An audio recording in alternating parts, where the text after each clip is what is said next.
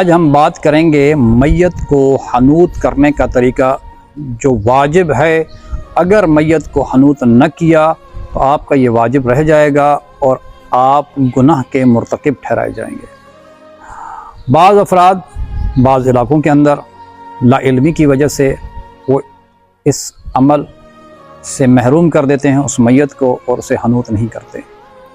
حنوط کرنا واجب ہے، ضروری ہے، لازم ہے۔ حنوط کس طریقے سے کیا جاتا ہے؟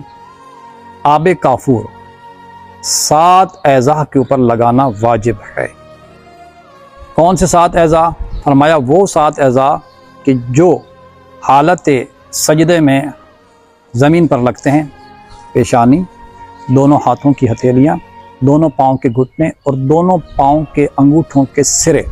میں ابھی آپ کو پریکٹیکل کر کے بھی دکھاتا ہوں کہ آیا کہ کس طریقے سے حنوط اور کس مقام پر کیا جاتا ہے۔ یہ 7 اعضاء ان پر حنوط کرنا واجب ہے۔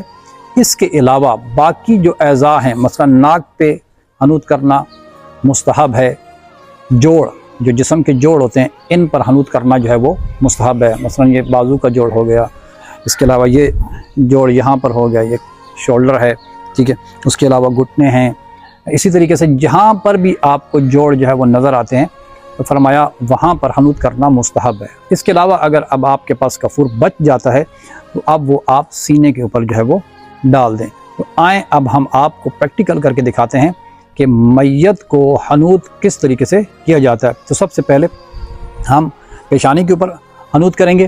ساتھ میں یہ بھی بتاتا چلوں کہ اگر کافور کم ہے، اتنا کم ہے کہ آپ مکمل نہیں کر پائیں گے حنوط، تو پھر فرمایا سب سے پہلے پیشانی پر آپ کریں، اس کے بعد پھر نیچے کی طرف آتے چلے جائیں۔ تو اب ہم شروع کریں گے سب سے پہلے کہاں؟ پیشانی کے اوپر حنوط کریں گے آب کافور لگانے کی۔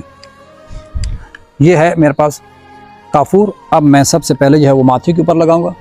یہ طریقہ کار ہے، اس طریقے سے حنوط کر دینا میں نے۔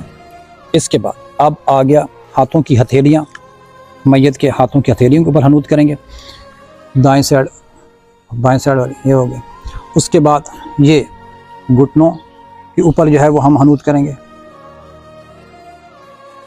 اسی طرح پھر اب پاؤں کے یہ سرے، یہ آپ دیکھ رہے ہیں یہ پاؤں کے سرے ہیں، یہاں پر اب ہم جو ہے وہ حنوط کریں گے۔ اسی طرح یہاں پر بھی یہ 7 اعضاء جو ہے وہ مکمل ہو چکے ہیں۔ اب اس کے علاوہ جوڑ ہیں، تو یہ جوڑ آپ دیکھ رہے ہیں پاؤں کے جوڑ یہاں پر، ٹھیک ہے، یہ گھٹنوں پہ ہم نے کر دیا، یہ بازو کا جوڑ ہے یہاں پر، یہ شولڈر ہے یہاں پر، یہ شولڈر، یہ جوڑ ہیں، جتنے بھی جوڑ ہوں گے وہاں پر جو ہے وہ آپ حنوط کریں گے۔ اب اگر آپ کے پاس بچ جاتا ہے تو اب آپ سینے کے اوپر جو ہے وہ ڈال دیں گے، اور مستحب ہے کہ ناک کے اوپر بھی حنوط کیا جائے۔ تو یہ عمل کرنا انتہائی ضروری ہے، لازم ہے۔ اگر آپ نہیں کرتے تو آپ میت کے ساتھ جو ہے وہ زیادتی کر رہے ہیں، اور یہ ایک واجب عمل جو ہے وہ آپ ترک کر رہے ہیں۔